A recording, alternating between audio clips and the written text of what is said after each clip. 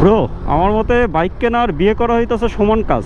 এখন বাইকরে বোধ চোখে দেখবেন না জামাইয়ের চোখে দেখবেন, এটা আপনার ব্যাপার। যাই হোক, ওয়েলকাম টু মিডল ক্লাসের আরও একটা নতুন ভিডিওতে আপনাদেরকে স্বাগতম। এখন বাজে ঘড়ির কাঁটায় ঠিক সকাল 11টা। এই বাসার আশপাশেই আছি, আজকে কোথাও দূরে আপনাদেরকে ঘুরাইতে নিয়ে যাইতেছি না, কিংবা আমি নিজেও ঘুরতে যাইতেছি না, কারণ প্রত্যেক দিন তো আর ঘুরতে যাওয়া যায় না। বাট আজকের এই ভিডিওর টাইটেল দেখে বুঝতে পারছেন যে আজকে একটু বকবক করা হবে আপনাদের সাথে, তবে দরকারি বকবক, অদরকারি না। সেটা হচ্ছে যে যারা নতুন বাইক কিনবেন তাদের উদ্দেশ্যে কিছু কথা। কারণ ভিডিওর টাইটেল হচ্ছে what to do before buy a new bike.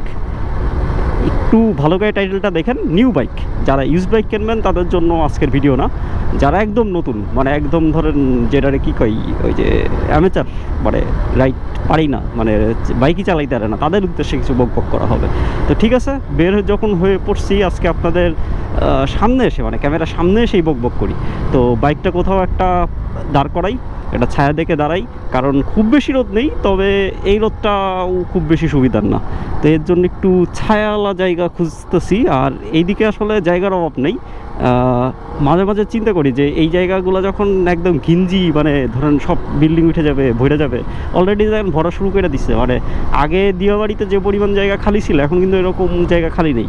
আর এই যে আগামী 16ই ডিসেম্বর কিন্তু মেট্রো রেল চালু হয়ে যাচ্ছে, উত্তরা থেকে আগারগাঁও অবধি মেট্রো রেলটা চালু হয়ে যাবে। মেট্রো রেলটা খালি ভাই চালু হইতে দেন, তারপরে দেখবেন যে আসলে কি দ্রুত আসলে এই জায়গাটা ভরতেছে। কারণ লোকজন এখানে, এই যে যা জায়গা আছে সব জায়গা কিন্তু বিক্রি হয়ে গেছে, লোকজন এখানে আসতে চায় না, শুধুমাত্র হচ্ছে এই ট্রান্সপোর্টেশনের কথা চিন্তা করে। তো ট্রান্সপোর্টেশন মানে ইস্যুটা যখন সমাধান হয়ে যাবে, তখন তো আসলে লোকজন দৌড়াইতে আসবে, মানে হুমড়ি খেয়ে পড়বে। তো যাই হোক, এখন আর অদরকারি বকবক না করি, চলেন একবারে সরাসরি দরকারি বকবকে যাই। তাহলে বাইকটা কোথাও রাখি, তারপর আপনাদের সাথে কথা হচ্ছে। আর এই যে দেখেন অলরেডি কাশফল কিন্তু চলে আসছে। তো ওয়েলকাম টু দিয়াবাড়ি। আর দিয়াবাড়িতে আসলে দেখা করবেন, রিং দেবেন, এবং শুধু দেখা করবেন না, মানে দেখা করে আড্ডা দিয়ে চা খায় তারপর দিয়াবাড়ির থেকে যাবেন।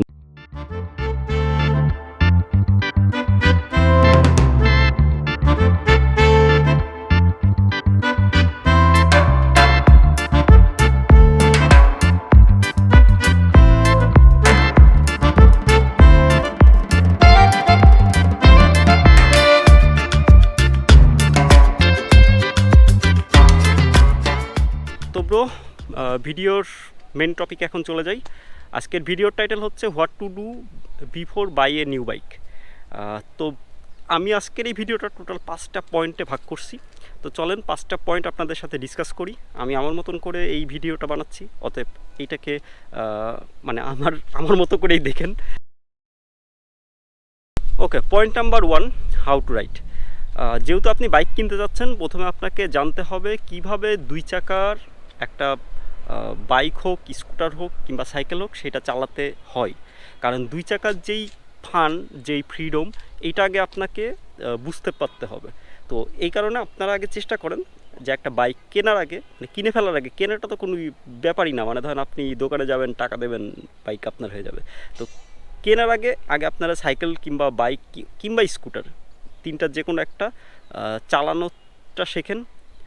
সেইটার যে মজা সেইটা আগে বোঝেন, সেই যানবাহনটা আপনার জন্য কিনা, কারণ আপনার 2 চাকা চালাইতে ভালো লাগে কিনা। কারণ অনেকে আছে দেখবেন যে তাদের চালাইতে ভালো লাগতেছে না, তারা হয়তো বা আরও বেশি কমফোর্ট চাই, তারা হয়তো বা পিলিয়ন হিসাবে ঠিক আছে। তো সেই জিনিসটা আপনি ইনশিওর হন, তারপরে আপনারা সেকেন্ড স্টেপে যান। সেকেন্ড পয়েন্ট হচ্ছে work hard and target fixed up. Work hard means আপনি একটা বাইক কিনবেন, বাইকটা যদি আপনি আপনার নিজের পয়সায় কেনেন, তাহলে আপনাকে অনেক বেশি হার্ড ওয়ার্কিং করতে হবে। যেহেতু আপনি টার্গেট ফিক্সড আপ করছেন, আপনার একটা বাজেট ফিক্সড আপ করেন যে আপনি এত বাজেটের একটা বাইক কিনবেন। কারণ বাজারে অপশনের মানে অসংখ্য অপশন, মানে অভাব নেই অপশনের। এখন আপনার বাজেট কতটুকু, আপনার চাহিদা কতটুকু, সেইটার উপরে ডিপেন্ড করে আপনাকে বাজেটটা ফিক্সড করতে হবে। এখন কথা হচ্ছে, আপনি যদি আপনার টাকায় বাইক না কিনে আপনার ফ্যামিলি মেম্বারদের টাকায় বাইক কেনেন, তাহলেও তাদেরকে বাজেটটা জানাই দেন। কারণ আপনি আজকে তাদেরকে বললেন যে আপনি 2 লাখ টাকার বাইক কিনবেন, পরশু যাই বললেন না 2 লাখ টাকা না আপনার 5 লাখ টাকার বাইক পছন্দ, তো এতে তাদের উপর একটা প্রেশার ক্রিয়েট হবে। তো তাদেরকেও তো মানে খাটাখাটনি করা লাগে ওই টাকাটা উপার্জন করার জন্য। তো আপনি ওই বাজেটটা ফিক্সড আপ করে লক করে ফেলেন যে না আপনি এই বাজেটেরই একটা বাইক কিনবেন, তাহলে বাজেট ফিক্সড আপ হয়ে গেল। এবার চলেন 3 নাম্বার পয়েন্টে। ওকে, এবার আসি 3 নম্বর পয়েন্টে। 3 নম্বর পয়েন্টটা আমার মতে খুব ইম্পর্টেন্ট আর একটু বড় পয়েন্ট, সেটা হচ্ছে টিচ ইয়োরসেলফ।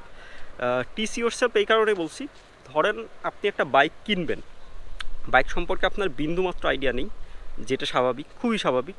তো সেই আইডিয়াগুলো গ্রো করার চেষ্টা করেন, কারণ এখনকার সময় দ্বারায় আপনার কোনো মানে কোনো ইনস্টিটিউশনে যাওয়ার দরকার নেই, কোনো এক্সপার্টের কাছে যাওয়ার দরকার নেই।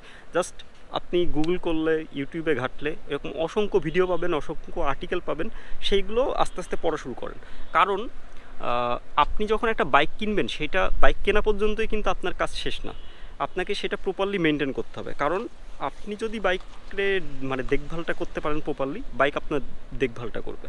তো এখানে অনেক কিছু জানার ব্যাপার আছে, অনেক কিছু শেখার ব্যাপার আছে, সেগুলো আস্তে আস্তে আপনারা মানে একটা প্ল্যানিংয়ের ভিতর দিয়ে আগান যে কীভাবে বাইক সম্পর্কে আপনি জানবেন, মানে এই প্ল্যানিংগুলো আগে থেকেই করেন।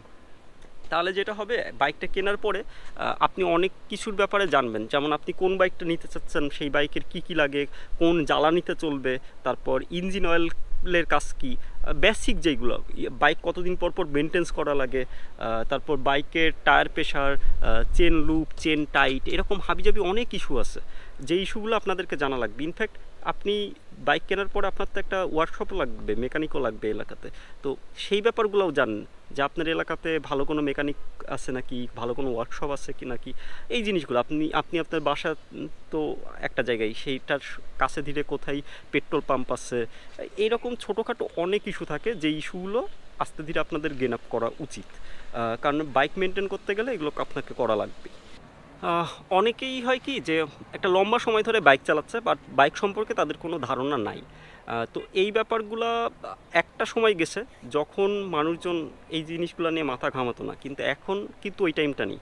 আপনি যেই কাজটা করছেন কিংবা যেই কাজের সাথে আপনি ইনভলভ, সেটা সম্পর্কে আপনারও কিছুটা ধারণা থাকা লাগবে, নাহলে সেটা প্রপারলি আপনারা মেনটেন করতে পারবেন না। দেখা গেলো যে আপনি একটা ওয়ার্কশপে গেছেন, আপনার ওই মেকানিক বললো যে এইটার এই সমস্যা হয়েছে, কিন্তু ওইটা সম্পর্কে যদি আপনার আগে থেকে কিছুটা ধারণা থাকে, তখন আপনিও বুঝতে পারবেন যে না মেকানিক ঠিক বলছে না ভুল বলছে।